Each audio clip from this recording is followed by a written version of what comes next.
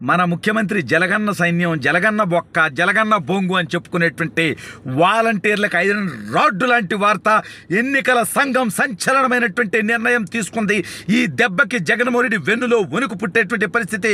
జగన్మోహన్ రెడ్డి ఓటమికి ఇది ఊతమిచ్చేటువంటి వార్త. అసలు ఇంతకీ ఎన్నికల సంఘం తీసుకున్నటువంటి ఆ నిర్ణయం ఏంటి, మరి ఇప్పుడు జగన్మోహన్ రెడ్డి ఏం చేయబోతున్నాడు అనేది వీడియోలో వివరించబోయే ముందుగా ఇప్పటి వరకు మన ఛానల్ సబ్స్క్రైబ్ చేయని వాళ్ళు ఖచ్చితంగా సబ్స్క్రైబ్ చేయండి, మరో 10 మందితో చేయించండి. ఇక విషయానికి వస్తే జగన్మోహన్ రెడ్డి అనేటువంటి వ్యక్తికి నిజంగా ప్రజల మీద నమ్మకం లేదు, తన పార్టీ నాయకుల మీద నమ్మకం లేదు, కార్యకర్తల మీద నమ్మకం లేదు. ఎందుకంటే వాళ్ళందరికీ ఐరన్ రాడ్లు దించాడు కాబట్టి, ఇతను పీకిందేమీ లేదు కాబట్టి, పొడిచిందేమీ లేదు కాబట్టి. అయితే వ్యవస్థల్ని చెరబట్టడం ద్వారా న్యాయ వ్యవస్థ దగ్గర నుంచి ఎన్నికల సంఘం దాకా ప్రతి వ్యవస్థని చెరబట్టాలనుకున్నాడు. పోలీస్ వ్యవస్థ దగ్గర నుంచి ఐఏఎస్ వ్యవస్థ దాకా అందరినీ బెదిరించో, భయపెట్టో, కులంతోనో, మతంతోనో, ప్రాంతంతోనో తను ఇన్ఫ్లుయెన్స్ చేసి ఎన్నికల్లో గెలవాలనేటువంటి నీచమైనటువంటి ఆలోచనలు చేశాడు.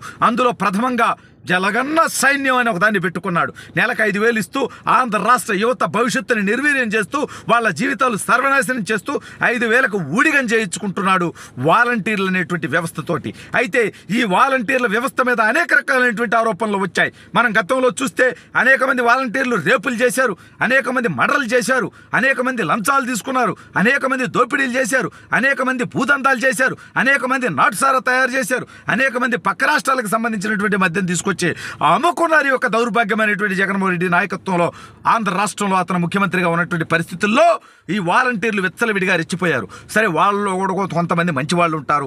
అయితే తెలుగుదేశం పార్టీ ప్రభుత్వం వస్తే ఈ వాలంటీర్లను తీసేస్తారు అని చెప్పి వాళ్ళని భయపెట్టడం జరిగింది. కానీ తెలుగుదేశం పార్టీ ఆ మాట చెప్పలేదు. తెలుగుదేశం పార్టీ ప్రభుత్వం వస్తే తీసేస్తామని ఎక్కడా అనలా. అయితే ఈ వాలంటీర్ వ్యవస్థని జగన్మోహన్ రెడ్డి తన బానిసలను పెట్టుకొని, తన పార్టీ వాళ్ళని పెట్టుకొని గతంలో వైఎస్ఆర్ కాంగ్రెస్ పార్టీలో ఏటుగా, అంటే జగన్మోహన్ రెడ్డి ఏమన్నా అయితే అతను ఏటు పార్టీలో ఇప్పుడే సిచ్యువేషన్ బొక్కలేదు, అతనికి అంటే పెద్ద ఇంపార్టెన్స్ ఏం లేదు. ఆ బొక్కడాగానే తీసుకొచ్చి నెల్లూరుకి వేశారు. ఈడు వైజాగ్లో చేసినటువంటి భూదందాలు, దోపిడీలు, దుర్మార్గాలు, అరాచకాలు తెలుసుకున్నటువంటి నెల్లూరు ప్రజలు చీకొట్టడానికి, చేత్కరించడానికి సిద్ధంగా ఉన్నారు ఎంపీ ఎన్నికల్లో విజయసాయిరెడ్డిని. అది వేరే విషయం. అయితే ఆ ఏటుగా అన్ని కేసుల్లో, జగన్మోహన్ రెడ్డి దోపిడీ కేసుల్లో ఏటుగా ఉన్నటువంటి విజయసాయి రెడ్డి గతంలో ఒక మీటింగ్లో చెప్పాడు 95% మంది వాలంటీర్లు మన పార్టీ కార్యకర్తలే అని. మరి ఈ కార్యకర్తల్ని వాడుకొని ప్రజల్ని భయప్రాంతులకు గురి చేయాలనేటువంటి ప్రయత్నం చేస్తూ ఉంటే ఈ వాలంటీర్లు కొంతమంది శృతి మించి ఒళ్ళు కవ్వెక్కి, కండ కావరమెక్కి ప్రజల దగ్గర నుంచి, అంటే ప్రభుత్వం దగ్గర నుంచి ధనం తీసుకుంటూ నెల 5,000 రూపాయలు బొక్కుతూ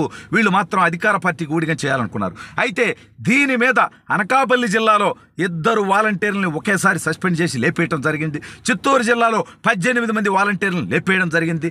రాష్ట్ర వ్యాప్తంగా కొన్ని వేల మంది వాలంటీర్లని ఉద్యోగాల్లో నుంచి పక్కన పెట్టేటువంటి పరిస్థితి. ఇది కేవలం వాలంటీర్లకే కాదు, ఎవరైతే సచివాలయ ఉద్యోగులని చెప్పుకుంటూ కొంతమంది ఇంకా ఈ యొక్క అరాచకవాదికి సహకరిస్తూ అతనికి ప్రచారం చేస్తూ ఉన్నారో, శ్రీకాకుళం జిల్లాలో ఆ సచివాలయ ఉద్యోగిని కూడా లేపేయటం జరిగింది. లేపేయటం అంటే నరికేయటం కాదు జగన్మోహన్ రెడ్డి పని, తెలుగుదేశం పని అది కాదు, ఎన్నికల సంఘం పని అది కాదు. తప్పు చేసిన వాళ్ళ మీద చట్టపరమైనటువంటి చర్యలు తీసుకుంటాం.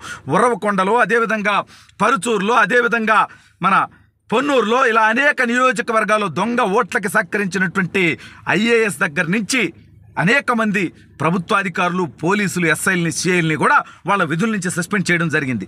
ఏదైతే వాలంటీర్ వ్యవస్థను అడ్డం పెట్టుకొని 50 ఏళ్ళకు ఒకడు ఉంటాడు, వాళ్ళకి డబ్బు పంచొచ్చు, వాళ్ళని బెదిరించవచ్చు, మీకు పథకాలు రావని చెప్పి భయపెట్టొచ్చు. ఈ రకంగా ఈ వాలంటీర్ వ్యవస్థ ద్వారా ఎన్నికలు చేసుకొని ఎన్నికల్లో అధికారంలోకి వచ్చి మరో 5 సంవత్సరాలు ఈ రాష్ట్రాన్ని సర్వనాశనం చేద్దామనేటువంటి కుట్రపూరితమైనటువంటి ఆలోచన చేసినటువంటి జగన్మోహన్ రెడ్డి ఆలోచనలకి చెంప పెట్టలాగా, చెప్పు దెబ్బలాగా, అంటే గతంలో వేలను పెట్టుకొని ఎన్నికలే చేద్దాం అనుకున్నాడు. అయితే ఎన్నికల సంఘం చాలా స్పష్టంగా చెప్పింది, వాలంటీర్లు ఎటువంటి ఎన్నికల విధుల్లో పాల్గొనటానికి వీలు లేదు అని చెప్పడం జరిగింది. దాంతోపాటు ప్రభుత్వ ఉద్యోగులు, టీచర్లు గతంలో ఎన్నికల విధుల్లో పాల్గొనేవాళ్ళు. అయితే ఇప్పుడు వాళ్ళందరికీ రాడు దించాడు కాబట్టి వాళ్ళకి సిపిఎస్ రద్దు దగ్గర నుంచి, హామీ గాలికి వదిలేయటం దగ్గర నుంచి, పిఆర్సీలో వాళ్ళకు బొక్కేసి ఐఆర్లు, డిఏలు, టీఏలు కూడా వాళ్ళకి అన్యాయం చేసి లక్షలాది రూపాయలు వాళ్ళు నష్టపోయే విధంగా చేసినటువంటి ఈ వ్యక్తి మీద వాళ్ళు కోపంతో రగిలిపోతుంటారనేటువంటి ఉద్దేశంతో ఆ టీచర్లు, ప్రభుత్వ ఉద్యోగులు ఎన్నికల విధుల్లో ఉంటే జగన్మోహన్ రెడ్డికి వ్యతిరేకంగా పనిచేస్తానటువంటి భయంతో, ఆందోళనతో సచివాలయ ఉద్యోగులు, వాలంటీర్ల ద్వారా ఎన్నికలు చేద్దామనుకున్నాడు. అంటే తన సొంత సైన్యం ద్వారా, తన సొంత మనుషుల ద్వారా, తన పార్టీ కార్యకర్తల ద్వారా ఎన్నికలు చేసి ఎన్నికల వ్యవహారాన్నే ఒక అపహాస్యం చేద్దామనుకున్నాడు, చట్టాన్ని ఉల్లంఘిద్దామనుకున్నాడు, రాజ్యాంగాన్ని గాలి కుదిరేద్దామనుకున్నాడు, ప్రజాస్వామ్యాన్ని నవ్వుల పాలు చేద్దామనుకున్నాడు యొక్క జగన్మోహన్ రెడ్డి. అయితే వీటన్నిటికీ బ్రేకులేస్తూ ఎన్నికల సంఘం అవంతా కుదరదు, టీచర్ల ద్వారానే, ప్రభుత్వోద్యోగుల ద్వారానే ఎన్నికలు జరుగుతాయని చెప్పడంతో పాటు రాబోయే కొద్ది రోజుల్లో ఆంధ్రప్రదేశ్ డీజీపీగా జగన్మోహన్ రెడ్డికి ఊడిగం చేస్తున్నటువంటి వ్యక్తి దగ్గర నుంచి, సీఎస్ దగ్గర నుంచి ఎన్నికల సంఘం అధికారుల దాకా అనేక మందిని ఆ పోస్టింగుల నుంచి ఊస్టింగులు చేసి కొత్త వాళ్ళని తీసుకొచ్చి పెట్టి